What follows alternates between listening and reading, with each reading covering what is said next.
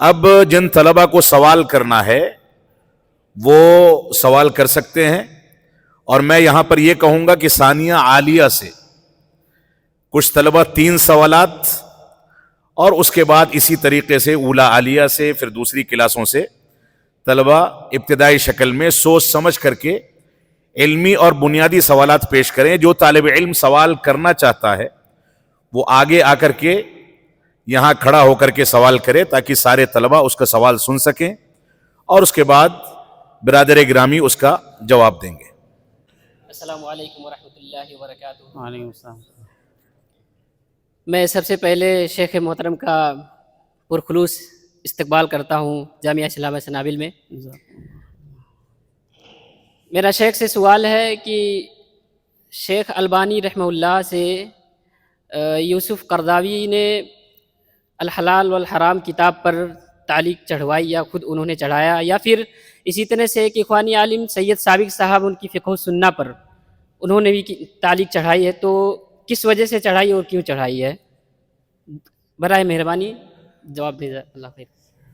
شیخ البانی رحمہ اللہ سلفی عالم ہیں، قرضاوی اخوانیوں کا خوارج کے سردار گزرے، ان کی کتاب ہے الحلال والحرام۔ اگر کسی کی والدہ یہ کہے کہ بیٹا سامنے کنواں ہے مت جانا، یا صرف اتنا کہے کنواں ہے، تو اس کا یہ مطلب نہیں کنواں میں چلے جاؤ، مطلب جیسے نحو میں مثال ہے نا، الحیہ الحیہ ای اتق الحیہ۔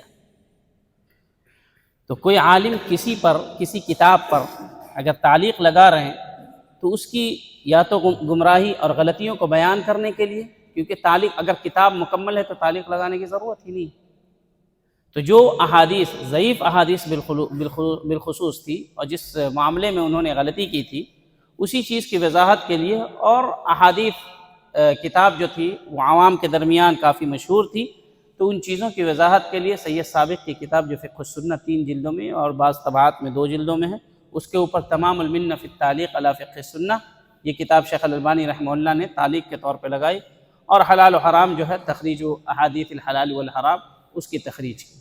یہ ایک چیز ہے۔ دوسری چیز، اگر کوئی عالم کسی بدعتی عالم کی کتاب کی تحقیق کر رہے ہیں یا تخریج کر رہے ہیں تو اس کا یہ مطلب نہیں ہے کہ وہ ان کے عقیدے سے یا ان کے فکر سے راضی۔ اہم سوال یہی ہے کہ قرضاوی اور سید سابق دونوں اخوانی تھے، ان کی کتاب کے اوپر تعلیق و تخریج شیخ البانی رحمہ اللہ نے لگائی، کیا یہ اس بات پر دلالت کرتا ہے کہ شیخ البانی رحمہ اللہ فکر قرضاوی سے راضی تھے؟ اصل یہی ہے مرکز و محور جو عام طور پہ سوال کیا جاتا ہے۔ تو جو کیوں لگایا وہ تو میں نے بتا دیا، لیکن کسی عالم کا کسی کی کتاب پر جو باطل افکار و نظریات کے حامل ہوں، ان کی کتاب پر تعلیق لگانا ان کی فکر کی حمایت کرنا نہیں ہوتا۔ کیوں؟ کیونکہ جو عالم تعلیق لگا رہے ہیں خود ان کا عقیدہ کیا ہے، خود انہوں نے اس پر رد کیا۔ شیخ البانی رحمہ اللہ نے قرضاوی کے بارے میں کہا قرضاوی قرضہ اللہ، اللہ اس کو کاٹ دے۔ اس کے بارے میں کہا قرضہ اللہ، بہت مشہور جملہ ہے شیخ البانی رحمہ اللہ کا۔ تو کسی کتاب پہ اگر کوئی اہل علم، کوئی بھی اہل علم لگا رہے ہیں کسی بھی کتاب پہ تعلیق، تو یا تو اس میں اضافے کے لیے، یا اس میں جو غلطیاں ہیں اس کو بیان کرنے کے لیے، یا جو جس فن کے عالم اس کے اوپر تعلیق لگا رہے ہیں اس فن کی باریکیوں کو بیان کرنے کے لیے۔ یہ چیز قرضاوی سے راضی یا اس کے فکر کو ماننے کے اوپر دلالت نہیں کرتی۔ اور یہ ضروری نہیں ہے کہ کوئی آدمی اگر کتاب لکھا ہے تو پوری کتاب الف سے لے کر کے یا تک غلط ہے کہ نہیں، کیونکہ اللہ رب العالمین نے اس دنیا میں شر محض پیدا نہیں کیا کہ کسی میں کوئی شر نہ ہو، سب میں خیر۔ لیکن خیر ہونے کا یہ مطلب نہیں ہے کہ ہم اس کی جو فکر ہے ہم اس کو اس کے ساتھ قبول کر لیں۔ اور کسی عالم سے جو بدعتی عالم ہو اس سے استفادہ کرنے کا ضابطہ ہوتا ہے۔ اولاً تو استفادہ نہیں کرنا ہے کسی بھی صورت میں، خاص کر کے جو مبتدی طلبہ ہم جیسے لوگ ہیں وہ اہل بدعت کی کتابوں سے استفادہ نہیں کر سکتے۔ جیسا کہ میں نے کہا ابھی کئی مثالیں ذکر کی، اسی طریقے سے امام بربہاری رحمہ اللہ نے کئی لوگوں کے بارے میں ذکر کیا ہے کہ وہ لوگ کہتے تھے کہ علماء کیوں جانے سے منع کرتے ہیں اہل بدعت کے پاس، مجھے لے چلو۔ چنانچہ وہ گئے، اور جب گئے تو انہی کے ہو گئے، ادھر واپس نہیں۔ یہ حقیقت ہے، آپ بربہاری کھولیں اس میں جا کر کے دیکھیں کہ اس میں جو اثرات ہے اہل بدعت کی مجلس میں بیٹھنے کے یہی اثرات ہیں۔ کچھ نہیں ہوگا تو کم سے کم اہل سنت کے تعلق سے جو آپ کی حمیت اور غیرت تھی اس کو کم کر دیں، یہ آپ کے اوپر اس طریقے سے اثر انداز ہوگا۔ تو کسی کی کتاب پر تعلیق لگانا اس کے اوپر اس کی فکر کو ماننے پر دلالت نہیں کرتی، کیونکہ اس کی فکر پر علماء نے خود انہوں نے رد کیا۔ مان لیتے ہیں کہ کسی ہمارے بڑے عالم نے کسی بالکل گمراہ فکر کی تعریف کی، اس کی تعریف میں کتاب لکھی ہے، یا تعریف میں کافی رطب اللسان نے کافی تعریف کی، تو کیا اس شخص کی جو گمراہ ہے یہ اس کے تزکیہ پر دلالت کرتا ہے؟ نہیں کرتا ہے۔ کیوں؟ اس کی دو وجہ ہو سکتی ہے۔ اس کے تعلق سے وہ حسن ظن رکھتے ہیں، اور ان کی وہ برائیاں یا وہ باطل افکار جو ان کی کتابوں میں موجود ہوں، یہ ہمارے بڑے عالم اس پر مطلع نہیں ہیں۔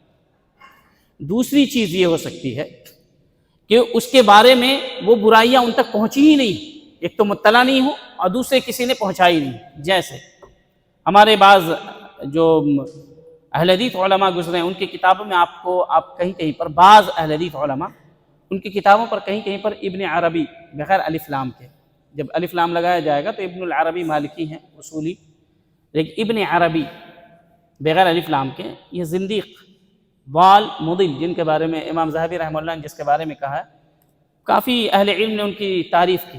اس کا یہ مطلب نہیں ہے ان علماء کی تعریف ان کو اچھا بنا دے گی، یہ گمراہ ہے تو گمراہ۔ کیوں؟ کیونکہ اہل علم کی رائے ان تک نہیں پہنچی۔ ویسے آپ دیکھیں گے صفات کے باب میں ہمارے ہندوستان میں لے لیں، جو اشاعرہ کا منہج تھا تفویض کا، اسی طریقے سے بعض صفات کی تعویل کا، ہمارے بعض اہل علم اہل حدیث اہل علم کیا پائیں گے کہ ان صفات میں یا تو وہ تعویل کرتے ہیں اور یہ بہت کم ہے، یا پھر وہ جو تعویل آتی ہے اس کو ویسے ہی نقل کر دیتے ہیں، اس پر کوئی تعلیق نہیں لگاتے۔ اس کا یہ مطلب نہیں کہ وہ اشاعرہ کے ان عقیدے سے کہ قائل تھے یا اس پر مطمئن تھے یا اسی کو مانتے تھے، ایک یہ مطلب ہے۔ دوسرا مطلب یہ ہو سکتا ہے کہ ان کو اہل سنت والجماعت کے جو عقائد تھے، شیخ الاسلام ابن تیمیہ رحمہ اللہ کی کتابیں یا ان سے قبل جو ائمہ کی کتابیں رہی ہیں صفات کے باب میں، وہ ان تک نہیں پہنچی ہیں، وہ اسی کو حق سمجھتے ہیں۔ تو کوئی بھی اہل علم اگر کسی کتاب کو پڑھتے ہیں یا اس کے اوپر تعلیق لگاتے ہیں یا اس کی تحقیق کرتے ہیں یا اس کی شرح لکھتے ہیں، تو اس کے پیچھے یہ اسباب کار فرما ہوتے ہیں۔ اس سے کتاب لکھنے والے یا باطل افکار اور کے جو حاملین ہوتے ہیں اور جو لوگ منحرفین ہیں، ان کو ذرہ برابر بھی تزکیہ نہیں ملتا، ان کے ساتھ وہی معاملہ کیا جائے گا جو اہل علم نے اہل بدعت کے ساتھ کیا ہے، کہ نہ ان کی کتابیں پڑھی جائیں گی اور نہ ہی ان کی کتابوں کی تشہیر کی جائے گی۔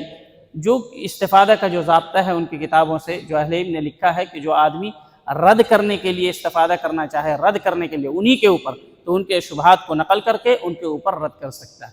اور بعض اہل علم نے کہا کہ کچھ ایسی چیزیں جو ان کی کتاب میں موجود ہوں، دیگر اہل علم کیا نہ ہو، تو وہ انہی چیز کو لے اور اس کے اوپر پھر تعلیق لگا دے، اور ان کے عقائد پر کہ فلاں سے نقل کیا، لیکن عقیدے کے باب میں یہ آدمی منحرف ہے، فلاں چیز کے اندر اس کے اندر غلطی پائی جاتی ہے۔ تو یہ کچھ ضابطہ اہل علم نے بیان کیا ہے کسی بدعتی کے کتاب سے استفادہ کا، ورنہ جو عوام تو عوام طالب علموں کو بھی ان کی کتاب سے استفادہ نہیں کرنا چاہیے، ورنہ وہ بیان کریں گے وَمَن لَّمْ يَحْكُم بِمَا أَنزَلَ اللَّهُ فَأُولَٰئِكَ هُمُ الْكَافِرُونَ، کہ لوگ کافر ہیں، کل ہو کر کے ہم تکفیر کا جھنڈا بلند کریں گے۔ اللہ عالم بالصواب۔ شیخ محترم، جیسا کہ ماضی قریب میں ہندوستان کے مشہور عالم نے کہا تھا کہ سعودی عرب کے اکثر جو علماء ہیں وہ حنبلی ہیں، جیسے شیخ شوائر یا شیخ بکر ابو زید وغیرہ حنبلی ہیں، اس بات کی حقیقت کیا ہے؟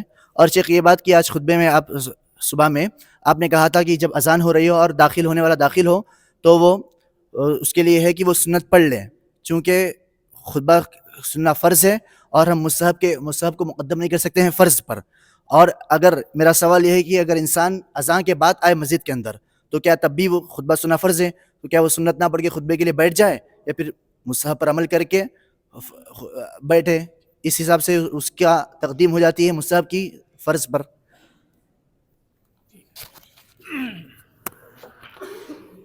جو کہتے ہیں کہ سعودی عرب میں تمام علماء حنبلی ہیں، یہ صحیح نہیں۔ کچھ علماء حنبلی فقہ پڑھاتے اور پڑھتے ہیں، اس کا یہ مطلب نہیں کہ وہ حنبلی میں دو قسم ہیں، ایک جن کے عقیدے میں بھی کچھ خرابی اور ایک جو عقیدے میں بالکل سلفی۔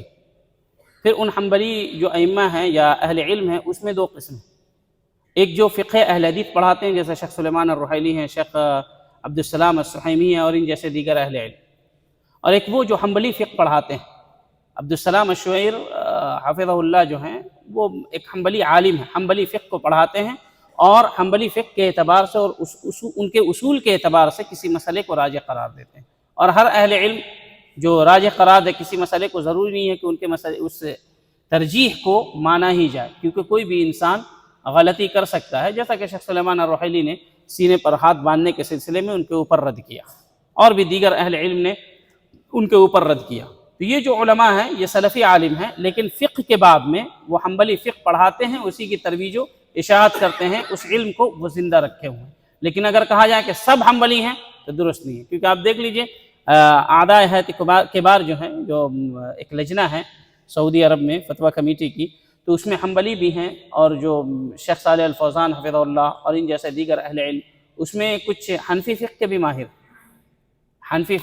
ہیں، کچھ مالکی فقہ کے بھی ماہر ہیں، اسی باڈی کے اندر، اسی لجنہ کے اندر، کمیٹی کے اندر. تو یہ جو حنبلی فقہ ہے اس کو عبدالسلام الشویعر ہیں اور ان جیسے اور بھی دیگر اہل علم ہیں، اس کو وہ اس کی ترویج اور نشر و اشاعت کرتے ہیں تاکہ یہ علم زندہ رہے. لیکن کسی ایک امام کے قول سے جڑنا یہ ہمیں امام احمد نے بھی نہیں سکھایا کہ صرف ایک امام کے قول سے جڑے رہیں، اور اس امام کا قول گرچہ کتاب و سنت کے خلاف ہو، ہم کتاب و سنت کو چھوڑ دیں، اس امام کو مانیں کیونکہ ہم سے زیادہ وہ امام جاننے والے تھے. یہ دلیل بالکل بے تکی ہے، درست نہیں ہے.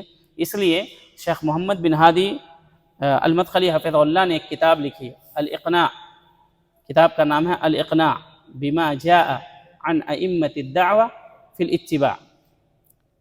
اس میں انہوں نے ان لوگوں پر رد کیا ہے جو تقلید کو واجب قرار دیتے ہیں، تقلید شخصی کو.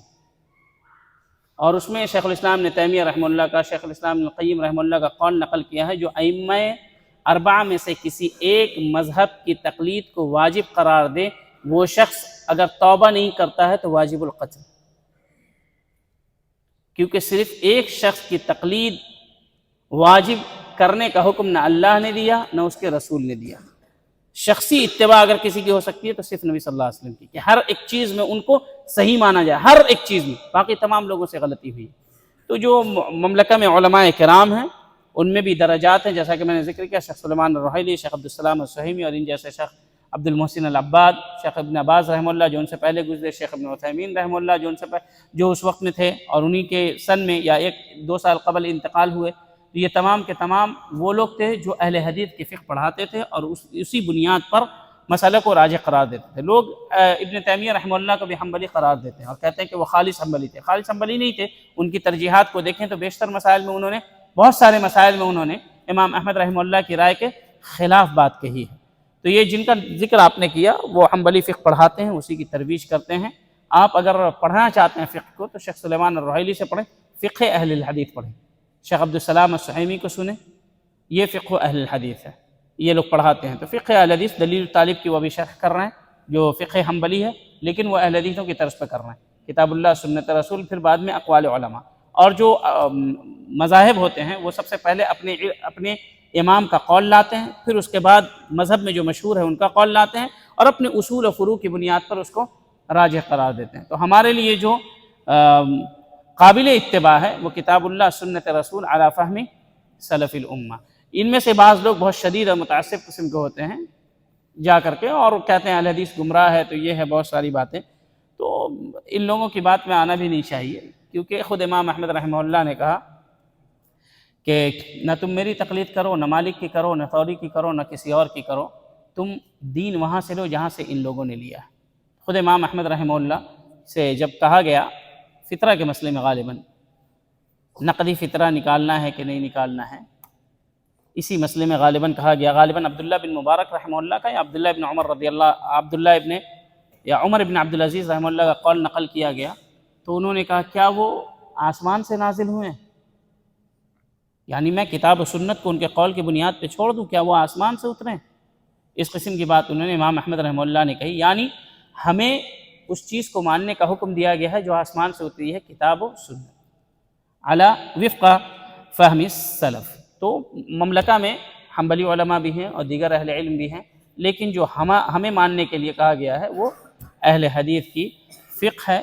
مملکہ یا کوئی ملک یا کوئی شخص ہمارے لیے اسوہ اور نمونہ نہیں ہے. لقد کان لکم فی رسول اللہ اسوۃ حسنہ. اور جیسا کہ میں نے کہا ومن یشاقق الرسول، اللہ رب العالمین نے فرمایا من بعد ما تبين له الهدى ويتبع غير سبيل المؤمنين نولي ما تولى ونصله جہنم وساءت مصيرا.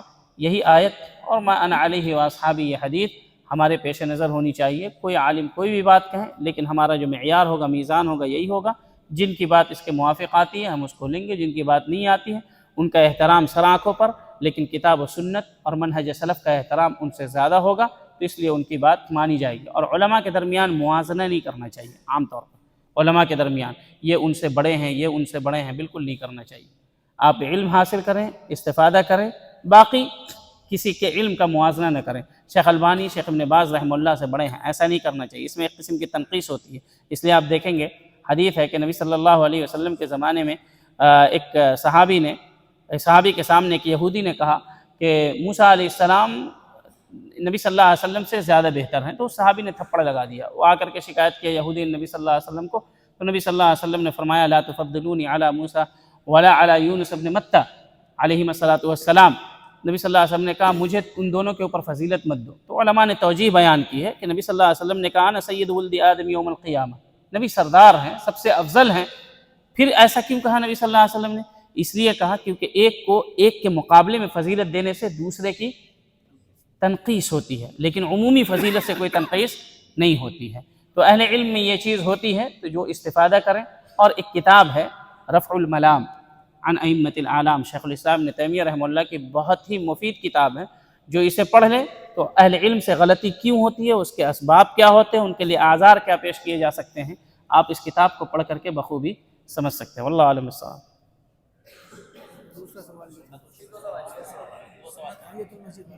کیا ہے دوسرا کیا سوال تھا؟ کیونکہ آپ جب جمعہ میں داخل ہوئے تو امام صاحب خطبہ نہیں دے رہے تھے. امام صاحب خطبہ نہیں دے رہے تھے. اور یہاں پر بات یہ نہیں تھی کہ تحیۃ المسجد مستحب ہے یا واجب ہے. بات وہاں پر یہ تھی کہ اذان جو ہے اس کا جواب دینا کیا ہے. اور تحیۃ المسجد کو بعض اہل علم نے واجب بھی قرار دیا. ٹھیک ہے، تو اگر آپ آئیں تو دو تعارض ہو رہا ہے. اگر آپ نماز پڑھتے ہیں تو اذان سنتے ہیں اور اس کا جواب دیتے ہیں تو آپ کا وقت جائے گا، اور امام صاحب جو خطبہ شروع کریں گے اس کے اوپر اذان سننا جو مستحب ہے اس کو تقدیم کریں گے. لیکن جب آپ آئیں گے تو آپ کے پاس ایک ہی راستہ ہے، یا تو بیٹھ جائیں خطبہ سنیں یا تو تحیۃ المسجد ادا کریں. اور اہل علم کے مطابق، بعض اہل علم کے مطابق تحیۃ المسجد 5 نمازوں کے علاوہ نمازوں میں وہ واجب کا درجہ رکھتے ہیں بعض اہل علم کے مطابق. لیکن آپ اگر 5 صلوات کے علاوہ کہیں تو اس کو سنت میں بھی یا سنت تاکیدی میں بھی شامل کر سکتے ہیں. یہ ایک چیز. دوسری چیز نبی صلی اللہ علیہ وسلم کی خاص حدیث ہے اس سلسلے میں. چنانچہ سلیک الغطفانی رضی اللہ عنہ آئے، مسجد میں داخل ہوئے تو نبی صلی اللہ علیہ وسلم نے وہ آئے اور بیٹھ گئے. تو نبی صلی اللہ علیہ وسلم نے کہا یا سلیک اصلیت رکعتین، نماز پڑھے ہو؟ کہا نہیں. کہا قم وصلی رکعتین، کہا کھڑے ہوئیے اور 2 رکعت نماز پڑھیں پھر جا کر کے بیٹھے. تو وہاں پر جو آئے تو اذان کا جواب دینا مستحب ہے، خطبہ سننا فرض. اور دوسرے مرحلے میں جب امام شروع کر چکا تھا تو دونوں کی تاکید ہے. اور نبی صلی اللہ علیہ وسلم نے کہا ہے کہ جب آئے امام خطبہ دے رہا ہو تو اس حالت میں کیا کرنا ہے؟ 2 رکعت پڑھنا ہے تب بیٹھنا ہے. لیکن اذان کے وقت جو ہے آپ 2 رکعت پڑھیں بیٹھ جائیں، کیونکہ اذان کا جواب دینا مستحب ہے اور خطبہ سننا واجب یا فرض ہے. اس لیے آپ مستحب کو فرض پر مقدم نہ کریں. واللہ عالم. السلام علیکم ورحمۃ اللہ وبرکاتہ. شیخ آپ نے کہا کہ اہل بدعت کی کتابوں سے ہم بھی استفادہ نہیں کر سکتے. تو چونکہ بہت سارے فن میں ان کی کتابیں اچھی کتابیں موجود ہیں، اور اس کے علاوہ یہ ہے کہ اگر ان کے خلاف ہمیں امت کو ڈرانا ہے یا ان کے خلاف اگر محاذرائی کرنی ہے تو ان کے بارے میں ہمیں جانا ضروری ہے. تو کیا معیار ہونا چاہیے کہ مطلب ہم اس معیار تک یا اس پیمانے تک پہنچ جائیں تو ہم ان کی کتابوں کا مطالعہ کریں. اور دوسرا سوال یہ ہے کہ منہج سلف کے عنوان پر چند اچھی کتابیں یا معتبر کتابیں اردو زبان میں یا عربی زبان میں کہ چند کتابوں کی طرف رہنمائی درکار ہے. بعض اہل علم نے کہا تعرف الخیر وتعرف اہلہ، بھلائی کو جانو گے تو بھلائی جان لو گے. اور عربی کی بڑی مشہور کہاوت ہے الاشیاء تتمیز بضدها یا تتبین بضدها. خیر جانیں گے تو شر کا پتہ چلے گا، شر جانیں گے تو خیر کا پتہ چلے گا. تو کسی شخصیات کے بارے میں اگر آپ جاننا چاہتے ہیں تو سب سے پہلے منہج سلف جاننا پڑے گا. صحیح کیا ہے پھر آپ کو غلط کا پتہ چلے گا. جب آپ صحیح غلط کی تمیز نہیں کر سکتے تو کسی شخصیات کو کیسے پرکھیں گے کہ وہ غلط ہے کہ صحیح؟ تو اس کے لیے جب آپ کے پاس اصول منہج سلف ہے، منہج سلف کو آپ نے اساتذہ سے پڑھا. منہج سلف کوئی ایسی چیز نہیں ہے کہ جو 1 مہینے میں سیکھ لی جائے. صحابہ کرام کی پوری زندگی جو 23 سال گزری ہے نبی صلی اللہ علیہ وسلم کے ساتھ، اور تابعین اعظام نے جو زندگی گزاری ہے نبی صحابہ کرام کے ساتھ، پوری زندگی پورا اسلام اور اسلام کا ہر ایک حکم منہج سلف سے عبارت ہے، اور ہر ایک چیز کے اندر آپ کو منہج سلف کی اتباع کرنی ہے۔ تو جب تک آپ یہ نہیں جانیں گے کہ کسی چیز کے بارے میں سلف کا منہج کیا ہے، بدعتی کے بارے میں سلف کا منہج کیا ہے، جیسے عبداللہ بن عباس رضی اللہ عنہما نے فرمایا لا تجالسوا اصحاب الاہواء فإن قلوبهم ممرضة فإن مجالستهم ممرضة، کہ اہل اہوا کی یعنی بدعتیوں کی مجالست اختیار نہیں کرو، کیونکہ ان کی مجالست، ان کی ہم نشینی دل کو بیمار کرتی۔ جب آپ جانیں گے ان تمام چیزوں کو، اصول کو، پھر آپ کو پتہ چلے گا کسی شخصیات سے متاثر ہونے کے لیے ہم پڑھیں یا ان پر نقد کرنے کے لیے۔ تو نقد کے آپ کے پاس اصول ہونے چاہیے کہ کسی کے اوپر جب جرح کریں گے، نقد کریں گے، تو اس کے اصول کیا ہیں، اس کے ضوابط کیا ہیں۔ تو آپ علماء کو پڑھیں کہ شخصیات پر انہوں نے نقد کیسے کیا، جیسے شیخ الاسلام ابن تیمیہ رحمہ اللہ نے بہت ساری شخصیات پر نقد کیا، نقد کا کیا طریقہ تھا۔ اور نقد میں یہ چیز ضرور رہے، جیسے کہ آپ نے کہا کسی شخصیات کی گمراہی کو واضح کرنا ہے، لوگوں کو بتانا ہے، تو اس میں ایک اصول ضرور یاد رکھیں، اور وہ آدمی کتنا بھی گمراہ کیوں نہ ہو، کتنا بھی گمراہ، اس کی ذاتیات پر نہیں جانا۔ مان لیں کہ ذاتی زندگی میں بہت گناہ وہ کرتا ہو، بہت، آپ اس کی بدعت پر رد کر رہے ہیں۔ ذاتیات کا معاملہ اس کے اور اس کے رب کے درمیان، اس کے اور اس کے رب کے درمیان۔ اس لیے اگر آپ بدعت کو چھوڑ کر کے یا بدعت کے ساتھ اس کی ذاتیات کو ملا رہے ہیں، یہ تعدی اور ظلم، کتنا بڑا بدعتی کیوں نہ ہو، وہ اپنی ذاتی زندگی میں کیا کرتا ہے اس سے کوئی مطلب نہیں۔ تو کسی شخصیات کے اوپر رد کرنے کے لیے سب سے پہلے خیر کو، یعنی کہ منہج سلف کو اور اس کے اصول کو جاننا پڑے گا۔ جب آپ خیر اور منہج سلف کو جان لیں گے اور نقد کرنے کا کیا طریقہ رہا ہے اہل علم کا وہ جانیں گے، تو آپ ان شخصیات پر رد کر سکتے ہیں۔ یہ ایک چیز، شخصیات پر رد کرنے کا جو فن ہے، وہ فن جلدی، مطلب یہ کہ شروع میں نہیں کرنا چاہیے۔ اس فن کے تعلق سے جب تک معلومات پوری طریقے سے حاصل نہ کر لیں، جیسے آپ دیکھیں کہ جو شیخ ربیع المدخلی حفظہ اللہ یا شیخ احمد یحییٰ نجمی رحمہ اللہ تھے، خود شیخ عبد المحسن العباد، ان جیسی بڑی شخصیت، خود شیخ علامہ البانی رحمہ اللہ، انہوں نے بچپنے سے نہیں شخصیات کے اوپر رد کرنا شروع کیا، اس کے تعلق سے پورے علوم کو حاصل کیا تھا، اور جرح و تعدیل کا جو میزان ہے اس میزان پر ان کو پرکھا تھا، اور اس کے بعد جا کر کے ان کے تعلق سے جو باتیں تھیں وہ باتیں بیان کی۔ اور یہ باتیں بیان تشفی کے لیے نہیں کی تھی کہ دل کو تشفی مل جائے، خوشی مل جائے، ہاں فلاں کے اوپر رد کر دیا، اللہ کے لیے، اس کے دین کی حفاظت کے لیے، لوگوں کی خیرخواہی کے لیے، ان کو ان کی گمراہی سے بچانے کے لیے۔ یہ نہیں کہ فلاں آدمی کے اوپر رد کر دوں گا، دل کو خوشی مل گئی، چلو الحمدللہ میں نے رد کر دیا، نہیں، کوئی بھی کام اللہ کے لیے پہلا کام۔ تو شخصیات کے اوپر رد کرنے کا جو ایک مرحلہ ہے وہ اہل علم کا ہے، جو اس مرحلے میں ہے، ہر طالب علم کو اس کے اوپر قلم نہیں اٹھانا چاہیے۔ یہ جب تک پختگی نہ آ جائے، جب تک اصول اور ضوابط کو اچھی طریقے سے جان نہ لیں اور نقد کے جو مراتب ہیں اس کو اچھی طریقے سے سمجھ نہ لیں، اور کئی علماء کو جو نقد کرنے میں ماہر ہوں، جرح و تعدیل میں خاص کر کے جرح و تعدیل کے جو ضوابط اور اصول و ضوابط ہیں اس کو پڑھ نہ لیں اور اس کو سمجھ نہ لیں، اس کی تطبیق کیسے اہل علم کے نزدیک ہے، اس وقت تک اس کو شخصیات پر جرح نہیں کرنا چاہیے۔ اور جو بدعتیں ہیں، جو بدعتیں انہوں نے پھیلائی ہیں، جیسے صحابہ کرام کے خلاف ہے، یا اللہ کی تعویل میں ہے، یا اور بھی دوسرے اللہ کے صفات میں جو تعویل ہے، یا اور بھی جو دوسری چیز ہے، وہ آپ اہل علم کے اقوال جمع کر کے لوگوں کو بول سکتے ہیں کہ فلاں شخص فلاں معاملے میں فلاں صحابی کو غلط کہتے ہیں، جبکہ اللہ رب العالمین نے قرآن مجید میں کہا ہے کہ اللہ نے تمام صحابی سے جنت کا وعدہ کیا۔ تو جب اللہ نے جنت کا وعدہ کیا ہے تو کسی صحابی کو غلط کہنا درست ہی نہیں۔ اسی طریقے سے نبی صلی اللہ علیہ وسلم نے فرمایا اذا ذکر اصحابی فامسکوا، کہ جب میرے صحابہ کا ذکر کیا جائے تو خاموشی اختیار کرو، جب میرے صحابہ کا ذکر کیا جائے تو خاموشی اختیار کرو۔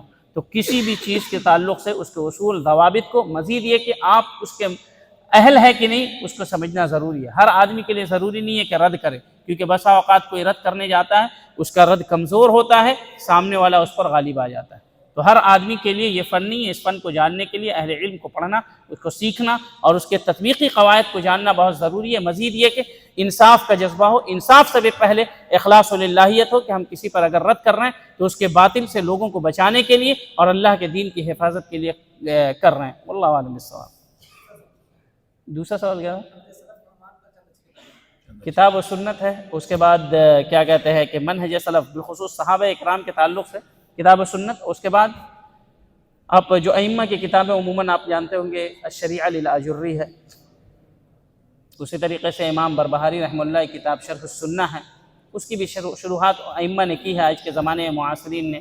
اسی طریقے سے امام لالکائی رحمہ اللہ کی کتاب شرح عقیدتی شرح اعتقاد اہل سنہ والجماعہ ہے۔ تو اس طریقے سے 3-4 کتابیں ہیں جو مسند ہیں۔ اس کے بعد شیخ الاسلام ابن تیمیہ رحمہ اللہ کی کتابیں ہیں۔ اسی طریقے سے اگر شیخ البانی رحمہ اللہ کو آپ کثرت سے سنتے ہیں، ان کی کیسٹیں ہیں 1400 سے زیادہ، اگر آپ ان کو کثرت سے سنتے ہیں تو بہت سارے مواد وہاں پر آپ کو مل جائیں گے۔ اور بھی بہت ساری چیزیں ہیں۔ ابھی شیخ سعید الحلیل حفظہ اللہ کی کتاب ہے اصول و ضوابط لمنہج السلف، وہ بھی کتاب بہت ہی مفید ثابت ہوگی۔ السلام علیکم ایک ورحمۃ اللہ آدمی ایک ہی وبرکاتہ۔ مرتبہ سوال کر سکتا ہے۔ ہاں جب آپ شیخ دوران محاضرہ آپ نے آیت پڑھی وَمَن لَّمْ يَحْكُم بِمَا أَنزَلَ اللَّهُ فَأُولَٰئِكَ هُمُ الْكَافِرُونَ، اور اس میں کہا آپ نے کہ اگر ہم منہج سلف کو سائیڈ میں رکھ کر اس آیت پہ غور کریں اپنے حساب سے تو اس سے ہم یہ سمجھیں گے کہ وہ آدمی مخرج من الملہ ہے، مطلب نکل جائے گا۔ لیکن صحابہ کرام کا اس بات پر اتفاق ہے کہ یہ کفر دون کفر ہے۔ لیکن شیخ اس میں اشکال ہے کہ اگر کوئی شریعت کے علاوہ کوئی دوسرا قانون نافذ کرتا ہے تو بسا اوقات ایسا ہو سکتا ہے کہ وہ دین سے خارج ہو جائے گا۔ مثال کے طور پہ جیسے شیخ اگر دین کے قوانین کو اگر مطلب ہلکے نظر سے دیکھ رہا ہے اس سے استفاق کے طور پر، ہلکے نظر سے اگر وہ دیکھ رہا ہے تو یہ آپ کو کیسے پتہ چلا وہ ہلکے نظر؟ اس کی صراحت کی ہے اس نے؟ یہ ضروری ہے جاننا، اس کی صراحت کی ہے اس نے؟ اس کے رویے سے ایسا لگے نہیں، آپ رویے سے اندازہ یا نہیں لگا زبان سکتے۔ سے ایسے کہہ دے کہ اگر کوئی آدمی ایسے ڈھیلے ہو کر کے نماز پڑھ رہا ہے اور کوئی آدمی ایسے کر کے نماز پڑھ رہا ہے، آپ دونوں میں سے خشوع کے ساتھ نماز پڑھنے والا کس کو کہیں گے؟ دل کی بات نہیں ہے، اگر زبان سے وہ اس بات کا یہی اظہار چیز ہے۔ کر دے، زبان سے کر دے، یہی میں نے کہا۔ کیا اس نے صراحت کی؟ آپ نے کہا نہیں، اس کے رویے سے پتہ ہے۔ صراحت کر دے وہ الگ چیز۔ جی ہاں اب آگے بولیں۔ اگر وہ اس بات کی صراحت کر دے کہ نہیں ہم دین کے قوانین کو نہیں مانیں گے، ہم دوسرا قانون نافذ کریں گے، تو کیا وہ کافر ہوگا کہ نہیں؟ جی سب سے پہلی بات، حضرت عمر رضی اللہ عنہ کے بارے میں عبداللہ بن عمر رضی اللہ عنہ نے کہا ہے کہ ان سے خاموشی کے ساتھ سنیں، یہ مجلس کا آداب ہے، اس کا وقار ہے کہ خاموشی کے ساتھ سنا جائے، گرچہ آپ سے کم علم کیوں نہ بولنا۔ عبداللہ بن عمر رضی اللہ عنہما فرماتے تھے کہ حضرت عمر رضی اللہ عنہ سے کوئی ایسا سوال کرتا جس کا ورود ابھی نہیں ہوا ہے تو وہ اسے درے سے مارتے تھے۔ السؤال فیما لم ینزل، امام بخاری رحمہ اللہ نے باب باندھا، حافظ ابن حجر رحمہ اللہ نے لمبی شرح کی اس سلسلے میں، اور اس پہ باب باندھا ہے امام بخاری رحمہ اللہ نے، باب ما یکرہ من کثرت السؤال، جو بات آپ نے کہی ہے کیا اس کا وجود ہے اس دنیا میں؟ پھر حضرت عمر رضی اللہ عنہ ناپسند کرتے۔ ویسے ہی انہوں نے معاذ ابن جبل رضی اللہ عنہ اور بھی دیگر صحابہ کرام کی باتیں نقل کی۔ یہ بات جو آتی ہے نا، جو آپ نے پیش کی، یہ کہتے ہیں الزامی بات لاتے ہیں۔ اب جیسے مثال کے طور پہ کہتے ہیں کہ فلاں ملک کے فلاں حاکم نے فلاں قانون کو نافذ کیا، اس کا مطلب وہ اس قانون سے راضی ہے، اور جو کفر سے راضی ہے وہ کافر ہے۔ یہ تو لازم القول ہوا نا۔ اب مثال کے طور پر جو یہ بول رہا ہے، جس نے یہ مثال دی کہ فلاں حاکم نے فلاں قانون کو نافذ کیا، مطلب یہ کہ وہ قانون کفر ہے، کفر سے جو راضی وہ کافر ہے۔ بولنے والا جھوٹ بولتا ہے، مطلب وہ جھوٹ کو حلال سمجھتا ہے، اس لیے وہ بھی کافر۔ کہہ سکتے ہیں کہ نہیں؟ کوئی بھی گناہ میں اگر آپ گناہ کر رہے ہیں، مان لیجئے میں آپ کو بار بار سمجھا رہا ہوں جھوٹ مت بولو مت بولو، 100 سے زائد مرتبہ سمجھایا پھر بھی آپ جھوٹ بول رہے ہیں، کیا میں آپ کو کافر بول سکتا ہوں؟ کیوں نہیں بول سکتا ہوں بھائی؟ کیوں؟ تو ہر وہ آدمی، اس کا مطلب یہ سمجھ میں آیا کہ ہر وہ آدمی جو معصیت کرے، گناہ کرے، کبیرہ گناہ کرے، اس کا یہ مطلب نہیں کہ وہ اس کو حلال سمجھتا ہے۔ اس لیے اہل علم نے جو آپ نے پوچھا اس میں یہ ذکر کیا ہے کہ جو قوانین وضعیہ، جو وضعی قوانین ہیں، شرعی نہیں وضعی قوانین ہیں، اس کو اگر حلال سمجھے اور اس کی صراحت کرے تب پھر وہ دائرہ اسلام سے خارج ہو۔ تو وہ قانون نافذ کر کے یہ نہیں کہہ رہا کہ شریعت کے مقابلے میں یہ افضل ہے، کہہ رہا ہے؟ نہیں کہہ رہا۔ اس کے ملک کا تقاضا ہے وہ اپنا جانے، وہ اپنے رب کے سامنے جواب دے گا، نہ اس کو وہ حلال سمجھ رہا ہے نہ اس کو شریعت کے اوپر اس کو ترجیح دے رہا ہے، نہ شریعت کے مقابلے میں اس کو بہتر سمجھ رہا ہے، آخر کس بنیاد پہ آپ اس کے اوپر کفر کا حکم لگائیں گے؟ تو جو بھی کہتے ہیں اس نے ایسا کیا، گویا کہ اس کا مطلب وہ ایسا کرتا ہے، تو اس کا نتیجہ یہ نکلتا ہے یہ لازم القول ہے، ایسا حکم نہیں لگایا جائے گا جب تک کہ وہ صراحت کے ساتھ اپنی زبان سے نہ کہے۔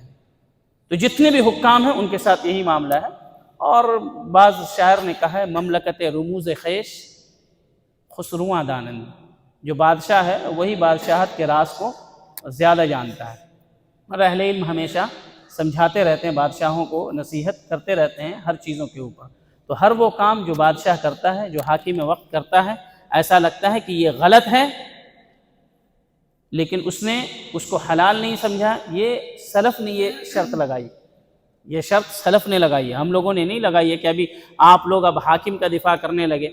جب ہم کوئی انسان اپنے بیٹے زانی اور شرابی بیٹے کا دفاع کر سکتا ہے تو کوئی مملکت توحید اور دیگر مسلمان حکام کا دفاع کیوں نہیں کر سکتے؟ کر سکتا ہے نا۔ کسی کا بیٹا شرابی ہو، زانی ہو، قاتل ہو، پولیس پکڑ کر کے لے جاتا ہے، پھر وہ بیل کرانے جاتا ہے کہ کیوں جاتے ہیں بھائی؟ اتنا خراب بیٹا ہے پھر بھی بڑی محبت ہے، اور کسی حاکم نے اگر کچھ غلطی کر دی تو وہ دائرہ اسلام سے خارج ہے۔ آپ کا بیٹا کیوں نہیں خارج ہے؟ خود آپ کیوں نہیں خارج ہے جو فجر کی نماز چھوڑتے ہیں؟ اور نبی صلی اللہ علیہ وسلم نے فرمایا بین الکفر و بین الصلاۃ و بین الکفر والشرک ترک الصلاۃ فمن ترکھا فقد کفر۔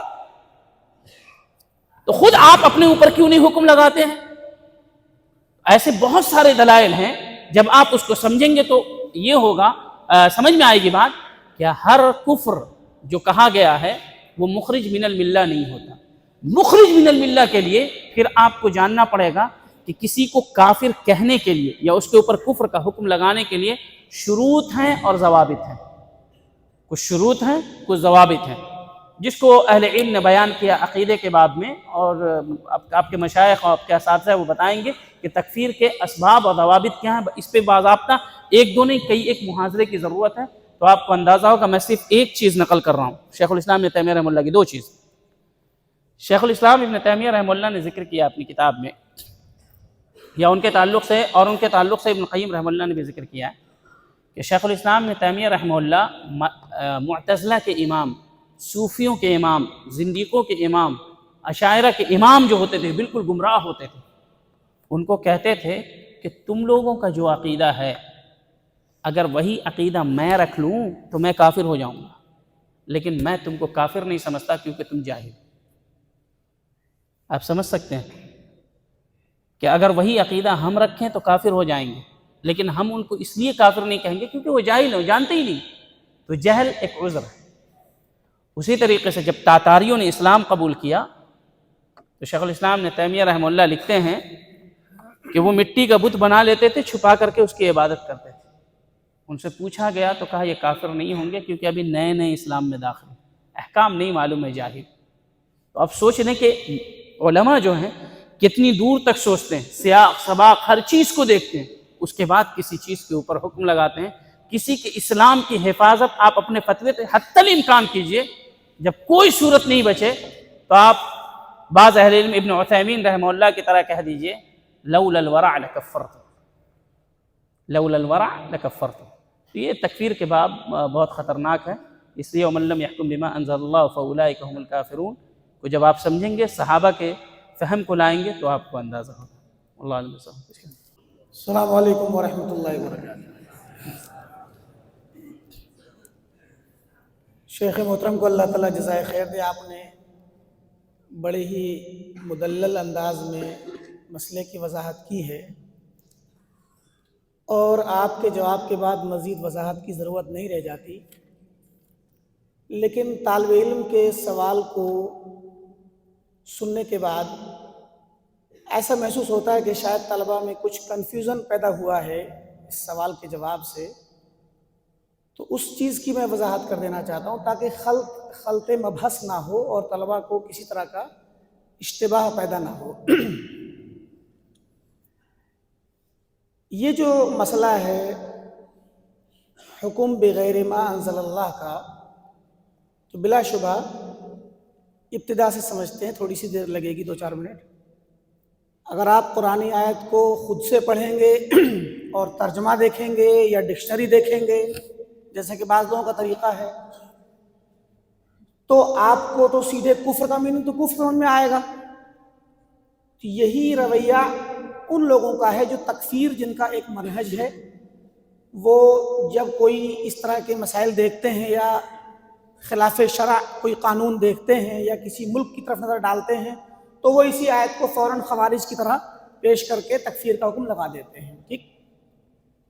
لیکن جب ہم منہج سلف کو لاتے ہیں یہاں تو ابن عباس رضی اللہ تعالیٰ عنہ نے اس کی تفسیر کی کہ کفر دون کفر. اس لفظ کو پہلے سمجھ لیں، یعنی یہ جو کفر اس آیت میں آیا ہے ھذا کفر دون کفر، یعنی اقل من الکفر، اصغر من دون مانے اقل و اصغر، یعنی یہ جو کفر ہے یہ کفر سے چھوٹا ہے، یعنی بڑے کفر سے چھوٹا ہے. تو گویا ابتدائی طور پہ صحابہ نے اس کی تفصیل بیان کر دی کہ اس کو کفر اکبر نہ مانا جائے. ٹھیک. اب یہاں اشکال طالب علم کو تھوڑا سا یہ ہو گیا ہے کہ کیا یہ مسئلہ کبھی بھی کفر اکبر کا نہیں بن سکتا؟ تو تھوڑا سوال کا انداز اس طرح کا تھا کہ جو شاید جیسے ہوتا نا کہ کسی کی نیت کو ہم کیسے جانیں، یا ہر کوئی صراحت نہیں کرتا. اگر طالب علم ایسے سوال کرتے کہ کیا شیخ یہ چیز کبھی ہمیشہ کفر اصغر ہی رہے گی یا کبھی کفر اکبر بھی بن سکتی ہے تک حکم بغیر ما انزل اللہ، تو شاید سوال زیادہ واضح ہوتا اور جواب اس کا اسی طریقے سے سامنے آ جاتا. تو یہی چیز غالباً طالب علم کے ذہن میں ہے کہ اس مسئلے میں یہ والا مسئلہ کبھی کبھار کفر کی حد تک پہنچ سکتا ہے. اہل علم بیان کرتے ہیں کیونکہ دیکھیے کوئی بھی گناہ ہی چھوٹا سا گناہ کیوں نہ ہو، صغیرہ ہو یا عام سا گناہ ہو، اگر اس کو کوئی شخص حلال سمجھ کے کرے گا تو وہ کفر ہے. تو ظاہر ہے کہ وہ اللہ تعالیٰ کے یہاں چونکہ اس کے دل کا حال اللہ کو پتہ ہے تو وہ کفر اکبر میں مبتلا ہو جائے گا استحلال کی وجہ سے، اور پھر وہ اللہ تعالیٰ کے یہاں کافر ہوگا اگر اس کے پاس کوئی اور عذر نہیں ہے تعویل یا شرائط کے اعتبار سے، ورنہ ابتدائی طور پہ وہ کفر اکبر میں ملوث ہوگا کیونکہ اس نے استحلال کیا. استحلال کفر ہے.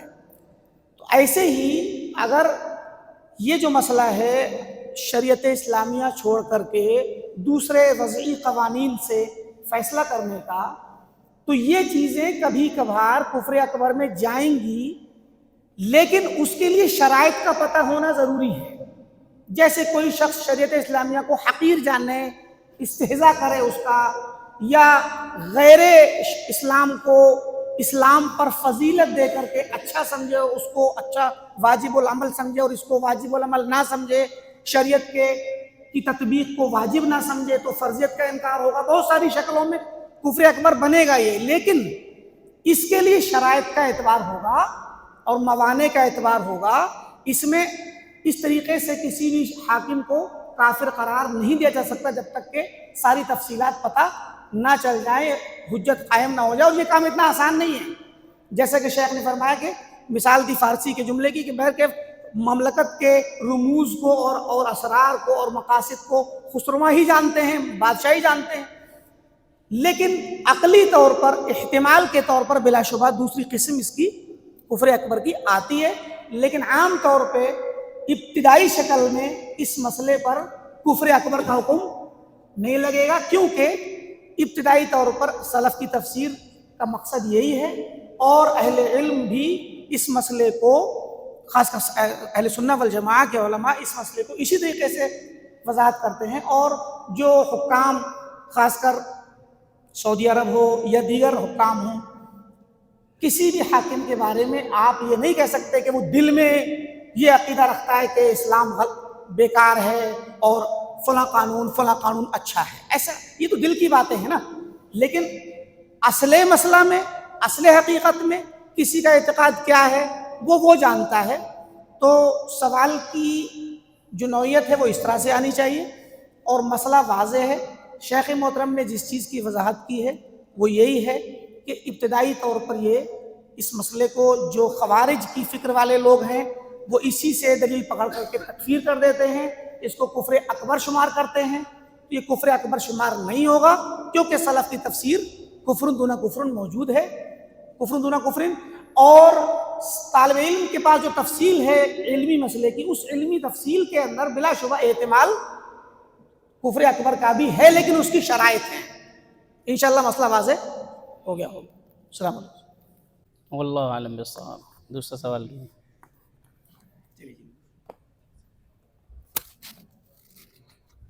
السلام علیکم ورحمۃ اللہ وبرکاتہ۔ السلام۔ شیخ میرا سوال یہ ہے کہ کیا وسائل دعوت توقیفی ہیں؟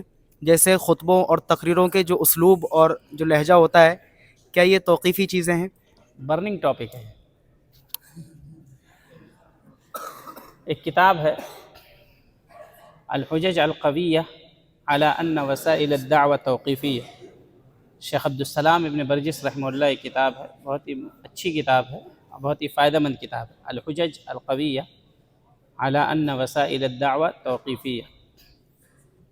تو عمومی طور پہ جو وسائل الدعوہ ہیں وہ توقیفی ہیں، عام طور پہ جو شیخ نے بیان کیا ہے، اور بعض وسائل جو ہیں اگر اس کا تعارض کتاب و سنت منہج سلف سے نہ ہوتا ہو تو پھر اس کو قبول کیا جائے گا، جو توقیفی نہیں۔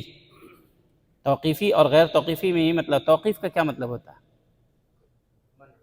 ہاں نہیں، تو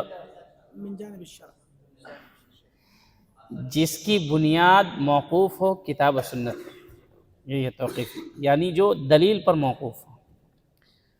تو کتاب و سنت میں جس چیز کی صراحت نہیں ملتی اور منہج سلف کے خلاف بھی نہ ہو، جو سلف نے نقل کیا، تو پھر اس کو مانا جائے گا۔ ویسے وہ توقیفی نہیں ہوگا لیکن اس کو مانا جائے گا۔ تو آپ نے ابھی کون سی بات کی تھی، کس چیز کی؟ وسائل دعوت۔ اس کے علاوہ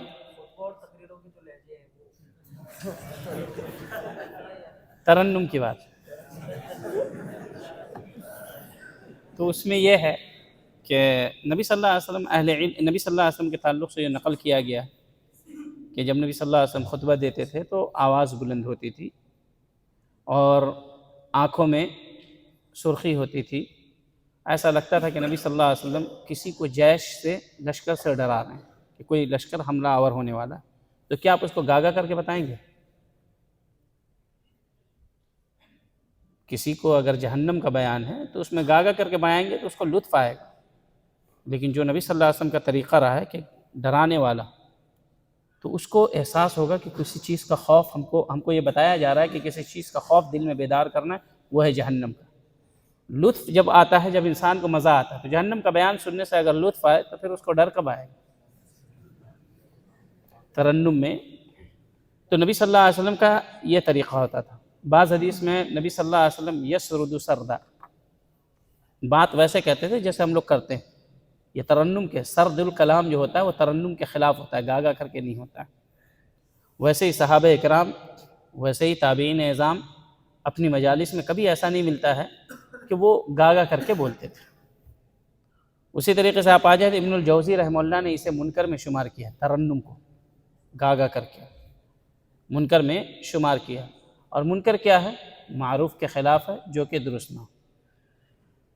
اور ہر وہ چیز بدعت ہونے کے لیے شرط نہیں ہے کہ وہ سنت کے خلافی ہو، بلکہ ہر وہ چیز، جیسا کہ میں نے شروع میں کہا، ما لم یکن یومئذ دینا لا یکون اليوم دینا، کہ جو چیز دین میں رائج نہیں تھی شریعت کے نام پر، یا دین کا حصہ نہیں تھی، شریعت کا حصہ نہیں تھی صحابہ کے زمانے میں، وہ آج بھی حصہ نہیں ہو سکتی ہے۔ اور شیخ البانی رحمہ اللہ نے اپنی کتاب الاجوبۃ النافعہ میں ذکر کیا ہے، مختصر سی کتاب، اہل حدیث کہ ہر بچے کو یہ کتاب پڑھنی چاہیے، بہت ہی مختصر ہے، 1 سے 2 مجلس میں آپ اس کو پڑھ لیں گے اور جن مسائل کو آپ جانتے ہیں اس میں اتنا اضافہ ہوگا کہ مجھے امید ہے کہ آپ شیخ البانی رحمہ اللہ کی ہر کتاب کو پڑھنے کی تمنا کریں گے اور کوشش کریں گے۔ بہت ہی مفید اور بہت ہی علمی کتاب الاجوبۃ النافعہ۔ اس میں انہوں نے لکھا ہے، اخیر میں ذکر کیا ہے بدع الجمعہ، جمعہ کی بدعتیں، اور اس میں کہا ہے الترنم فی الخطبہ، خطبہ کو ترنم سے گاگا کر کے کہنا یہ بدعت ہے۔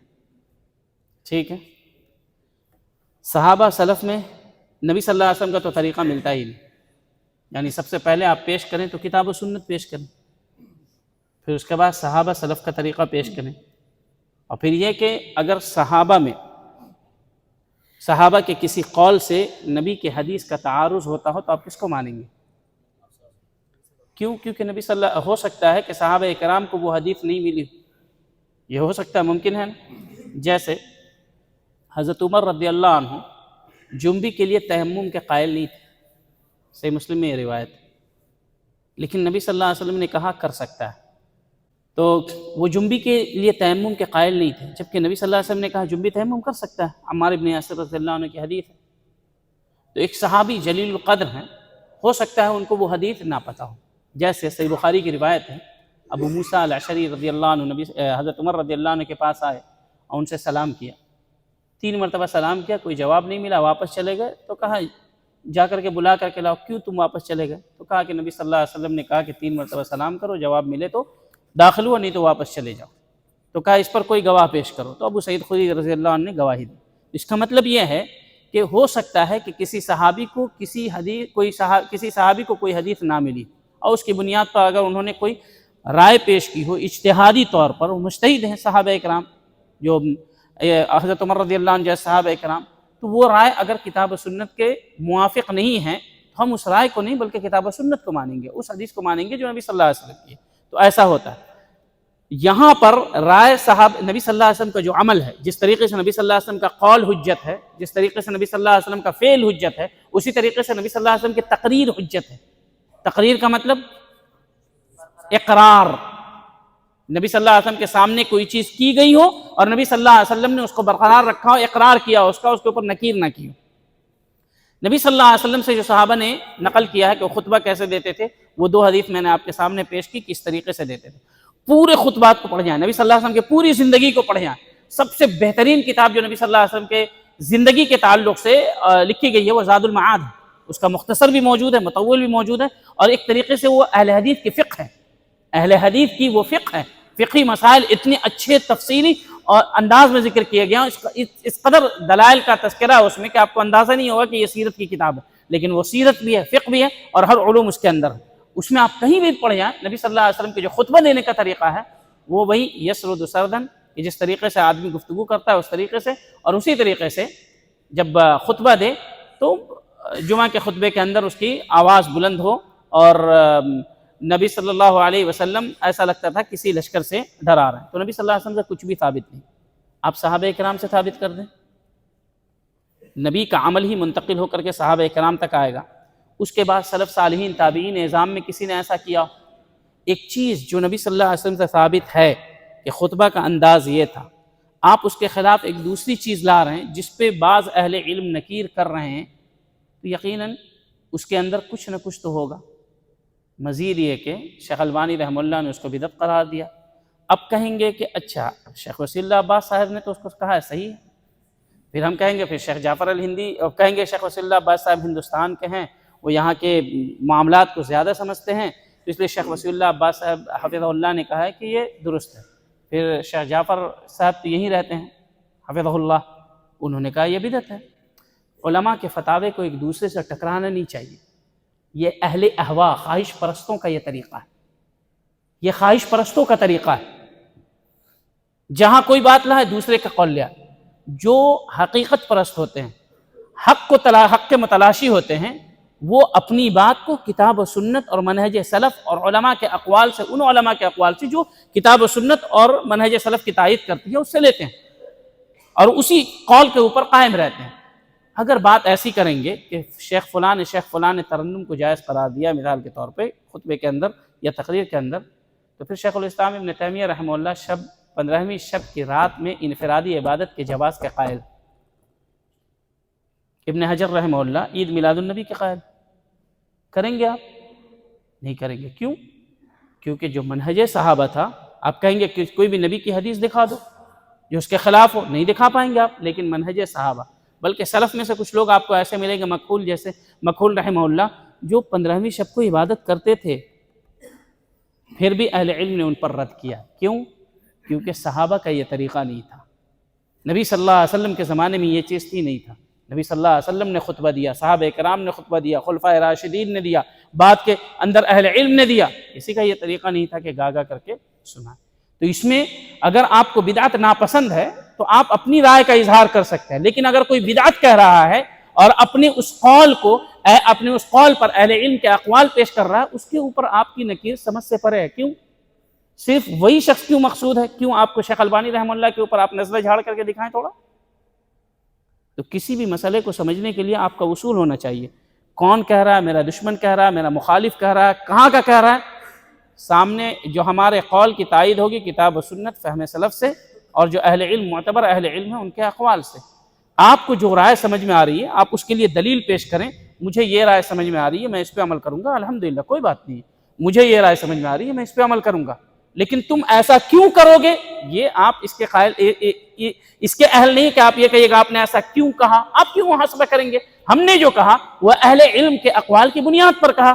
ہم نے جو کہا منہج سلف کی بنیاد پر کہا کہ ان سے کوئی بھی ثابت نہیں ہے. آپ کو یہ پسند نہیں ہے، چونکہ یہ آپ کے اور آپ کے لوگوں کے خلاف یہ چلا گیا تو بہت خراب بات ہو گئی. یہ اہل علم کی شان نہیں ہے، اور نہیں یہ اہل حدیثوں کی پہچان ہے. اہل حدیث کتاب و سنت اور منہج سلف کو دیکھتے ہیں، کسی کا بھی قول ہو، مخالف بھی اگر دلیل پیش کر دے تو اس کی دلیل کو مانتے ہیں اور اپنی بات کو کہتے ہیں کہ یہ بات غلط ہے. یہی اہل حدیث کی پہچان ہے. اور کسی بھی بات کو، علمی مسئلے کو ذاتی مسئلہ نہیں بنایا جائے. جب مسئلہ علم سے اٹھ کر کے آپ کی ذات میں چلا آتا ہے تو یہ خواہش پرستی پھر یہاں سے جنم لیتی ہے، پھر آپ اپنی خواہشات کے پیچھے چلتے ہیں. علم ہے کتاب سنت منہج سلف اقوال اہل علم. آپ کو یہ والے قول زیادہ پسند ہے، الحمدللہ آپ عمل کریں، کوئی مسئلہ نہیں ہے، کیونکہ اس کے بارے میں آپ اپنے رب کے سامنے پوچھے جائیں گے. ہم کو یہ قول پسند ہے، ہم اس کے اوپر عمل کریں گے، ہم اپنے رب کے سامنے پوچھے جائیں گے. پھر تعنیف کی اور ایک دوسرے کے اوپر سرزنش کی کیا ضرورت؟ کوئی آدمی اگر حق بیان کرے اور پورے کلام اہل علم کا کلام نقل کرے، آپ سب کے سامنے اس کو بدنام کرتے پھرے. یہ کون سا ٹولہ ہے؟ یہ ٹولہ اہل بدعت کا ہوتا تھا، جو اہل سنت کے خلاف ہمیشہ محاذ آرائی کرتا تھا اور ان کو بدنام کرنے کی کوشش کرتا تھا. آج بھی اگر کتاب و سنت کی بات کریں تو بریلوی کہیں گے گستاخ رسول ہے، دیوبندی کہیں گے کہ گستاخ ائمہ ہے، اور دوسرے لوگ کہیں گے کہ یہ فلاں کا چاپلوس ہے، حکام کے چاپلوس ہیں. یہ تو دوسروں کا رویہ ہے، اپنوں کا رویہ کبھی نہیں تھا. اگر دو مسئلے میں اختلاف ہوا، ایک مسئلے کو آپ دلیل کے ساتھ جو آپ کے نزدیک صحیح ہے اس کو مان رہے ہیں، الحمدللہ آپ اس پر قائم رہیں. دوسرا آدمی دوسرے کو دلائل کے ساتھ مان رہا ہے، وہ پیش کر رہا ہے، آپ کو نہیں پسند ہے نہ مانیں، لیکن اس کی سرزنش ایسے بھرے بازار کریں اور اس کی عزت کو اتارنے کی کوشش کریں. اس کا مطلب یہ ہے ایسا لگتا ہے کہ شاید آپ اپنی خواہشات کے پیچھے چل رہے ہیں. آپ کا مقصود تحقیق کا مسئلہ نہیں، کسی کی ذات کو، کسی کی عزت کو سر بازار نیلام کرنا ہے، اور یہ درست نہیں. اس لیے آدمی کو چاہیے کسی بھی مسئلے پہ جو دلائل مل رہے ہیں، دلائل کتاب و سنت منہج سلف اور دیگر قرائن ہوتے ہیں، ان قرائن کی بنیاد پر آپ ان چیزوں کو مانیں. تو یہ ہے جیسا کہ میں نے پیش کیا کہ نبی صلی اللہ علیہ وسلم کا طریقہ تھا. پھر اس کے بعد میں نے پیش کیا کہ امام ابن الجوزی رحمہ اللہ سن 36 صدی ہجری کے عالم ہے، 595 ہجری میں غالباً ان کا انتقال ہوا ہے. اور اسی طریقے سے 597 ہجری میں غالباً ان کا انتقال ہے. اسی طریقے سے شیخ البانی رحمہ اللہ نے اسے بدعت قرار دیا، اور بہت سارے اہل علم کہتے ہیں. بلکہ اہل علم نے قرآن مجید کیسے پڑھنا چاہیے؟ گا کر کے. من لم یتغن بالقرآن فلیس منا. قرآن مجید کو گا کر کے پڑھنا چاہیے، لیکن خطبے کے دوران گا کر کے پڑھنا ہے کہ نہیں؟ تو شیخ صالح فوزان اور دیگر اہل علم کہتے ہیں کہ نہیں، قرآن مجید جس کے گا کے پڑھنے کا حکم ہے اس کو خطبے کے دوران، تقریر کے دوران نہیں پڑھ سکتے ہیں. اس میں بھی اہل علم کا اختلاف ہے. اہل علم کا ایک طبقہ جو کہ جمہور نہیں ہے وہ کہتے ہیں کہ پڑھ سکتے ہیں، بعض لوگ کہتے ہیں کہ نہیں، جیسے شیخ عبد الکریم الخضیر حفظہ اللہ کہتے ہیں کہ پڑھ سکتے ہیں، لیکن شیخ صالح الفوزان اور دیگر اہل علم کہتے ہیں کہ اس طریقے سے نہیں پڑھنا ہے، بلکہ نبی صلی اللہ علیہ وسلم سے ایسا کچھ بھی ثابت نہیں ہے. جب قرآن کے بارے میں جس کا حکم ہے کہ گا کر کے پڑھیں، اسے بھی خطبے اور محاذے کے درمیان نہیں گا سکتے، تو یہ تو عام چیزیں ہیں. تو اس لیے آدمی کو مسئلے کی تحقیق میں مسئلے کی حد تک رہنا چاہیے. پٹری سے اترنے سے ہمیشہ خطرہ ہوتا ہے. اللہ رب العالمین ہم سب کو نیک سمجھ کی توفیق دے اور منہج سلف کے مطابق چلنے کی توفیق عطا فرمائے. آمین.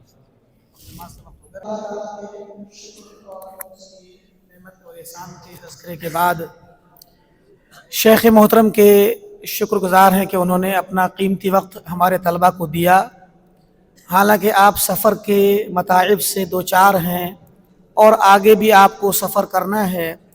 اللہ تعالیٰ آپ کے اس محاضرے کو، آپ کی اس مجلس کو قبول فرمائے، آپ کی میزان حسنات میں بنائے، اور ہم تمام کو اللہ تعالیٰ اپنے دین پر قائم و دائم رکھے، سلف صالحین کے منہج پر قائم رکھے، اور ہم سب کو اپنے دار کرامت میں اکٹھا فرمائے. آمین. والسلام علیکم ورحمۃ اللہ وبرکاتہ.